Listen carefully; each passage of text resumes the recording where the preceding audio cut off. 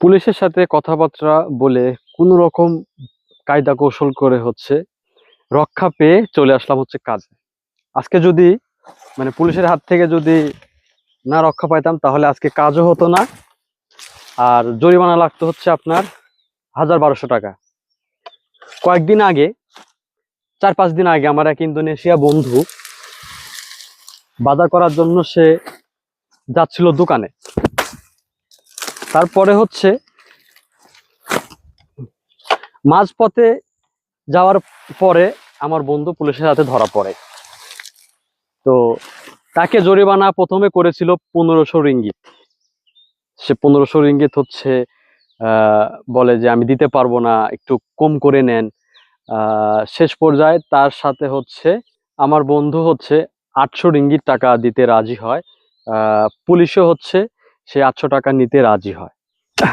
সবকিছুর জন্য মহান রব্বুল আলামিনের কাছে শুকরিয়া আদায় করছি। আর এই যে দেখুন, কঠোর পরিশ্রম, এই যে পরিশ্রম করে টাকা উপার্জন করি, সেই টাকা যদি পুলিশ আমাদেরকে যে জরিমানা দিয়ে যদি আমাদের কাছ থেকে নিয়ে নেয় তাহলে কতটা কষ্ট লাগে। ৮০০ রিঙ্গিত প্রায় ২২,০০০ টাকার উপরে হয়, চিন্তা করেন।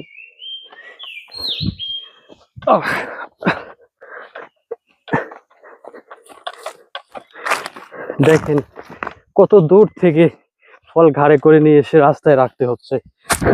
এই পরিশ্রমের টাকা কি এভাবে দিতে মন চায়? কারোরই মন চায় না। আর যখন জরিমানা দিতে হয় তখন আসলে বুকটা ফেটে যায়, কিছুই করার থাকে না আমাদের। আলহামদুলিল্লাহ, আজকের মতন কাজ শেষ। এখন বাসায় চলে যাব। এখন দেখি রাস্তায় পুলিশ আছে কিনা। এই যে জরুল ভাই চলে আসছে মোটরসাইকেল নিয়ে। তো জরুল ভাই, পুলিশ কি আছে এখনো? জানি না তো।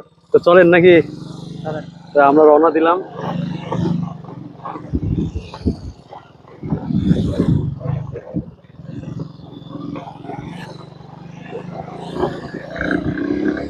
এই যে দেখতে পাচ্ছেন পাম বাগানের মধ্যে রাস্তা, এটা ছোট বাগান আর এটা বড় বাগানের গাছ, দেখতে পাচ্ছেন। তো দেখা যাক পুলিশ আছে কিনা। এই যে সামনে মেন রাস্তা, এই যে সামনে মেন রাস্তা, এটা মেন। এই পাশেও ফাঁকা, এই পাশেও ফাঁকা, দুই পাশেই ফাঁকা, গাড়ি ঘোড়া নাই। তো এখন আমরা বাসায় যাচ্ছি। এইখানে পুলিশ সকালে, এই যে গেটের সামনে। অবশেষে আমাদের ক্যাম্পের মধ্যে আমরা ঢুকে পড়ছি। পুলিশ আমাদেরকে ধরতে পারলো না, পুলিশ দেখা যায় না। আলহামদুলিল্লাহ, অবশেষে বাসায় এসে পৌঁছালাম। জহুল ভাই, সকালের কেমন ছিল? সকালবেলা তো ভয় ধরে গেছিল।